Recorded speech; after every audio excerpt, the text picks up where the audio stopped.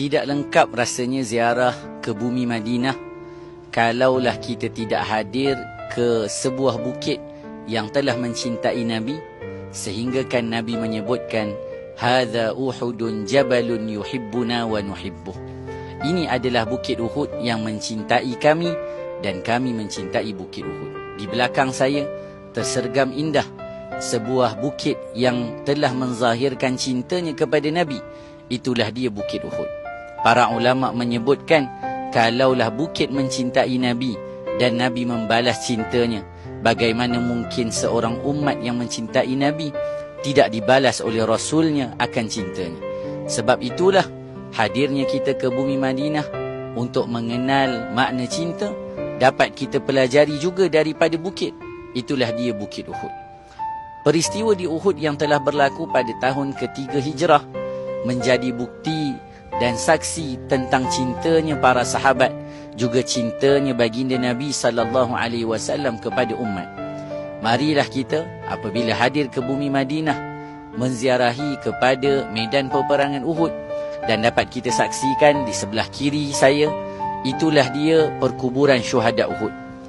Para sahabat yang telah syahid seramai 70 orang di dalam medan peperangan Uhud demi menegakkan kalimah Allah Subhanahu wa taala, yang mana telah diketuai oleh Sayyidus Syuhada Sayyidina Hamzah bin Abdul Muttalib. Hadirlah kita ke medan peperangan Uhud, menziarahi syuhada Uhud, mengenalkan diri kita kepada mereka. Mudah-mudahan nanti di akhirat Allah Subhanahu wa taala mengumpulkan kita bersama dengan mereka, agar mereka menjadi saksi kita hadir kerana cinta kita kepada Allah dan Rasulnya. Ucapkanlah terima kasih kepada mereka atas apa yang telah mereka lakukan untuk umat Islam dan Islam. Sesungguhnya apabila kita membaca tentang kisah mereka, tidak ada yang mampu kita tandingi dengan apa yang telah mereka lakukan.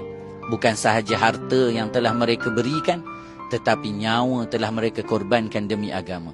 Mudah-mudahan kita tidak mampu melakukan seperti mereka, namun kerana cinta kita, dapatlah kita bersama dengan mereka atas perhimpunan rasa mahabbah kepada mereka dan kepada Rasulullah sallallahu alaihi wasallam. Sallu alal habib. Kenal untuk cinta, kembara menuju maghfirah, syarikat pelancongan Yaskin.